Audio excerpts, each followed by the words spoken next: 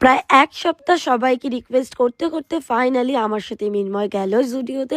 কারণ জুডিও থেকে আমি সবসময়ের জন্য বডি মিস্ট, শাওয়ার জেল, তার সাথে পারফিউম এইগুলো কিনে থাকি, আর আমার ফেভারিট লিপস্টিক। বেসিক্যালি কেনাকাটা করে বেরিয়ে পড়লাম। আর এখন যা ঠান্ডা পড়েছে তাতে মনে হয় না এটা কলকাতা নাকি দার্জিলিং। আমি যখন কালিম্পংয়ে ছিলাম তখনও নর্মাল আমি টপ পরে ঘুরে বেড়াতাম, ঠিক আজ থেকে 10 দিন আগের কথা বলছি।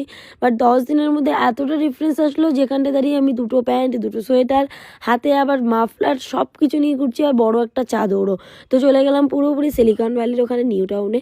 ওখানে গিয়ে প্রথমে একটু চা খেয়ে নিলাম, তারপরে খেয়েছিলাম পালংয়ের পকোড়া, তারপরে খেয়েছি কাবাব, তারপরে খেয়েছি আবার চিকেন তান্দুরি। সব কিছু খেয়ে দিয়ে খুব সুন্দর করে বিকেলটা কাটিয়ে, প্রায় সন্ধেটাই কাটিয়ে, ওই 7:30-8টা নাগাদ আবার বাড়ির দিকে বেরিয়ে পড়লাম। আর নিজের মতন এখানে একা একা মজা করছিলাম। পুরো রাস্তাটা জুড়েই কিন্তু কুয়াশা ছিল। তো যাই হোক, তোমরা কারা কারা এই লোকেশানে যাও মাঝে মাঝেই ঘুরতে, অবশ্যই কমেন্টে আমাকে জানিও কিন্তু।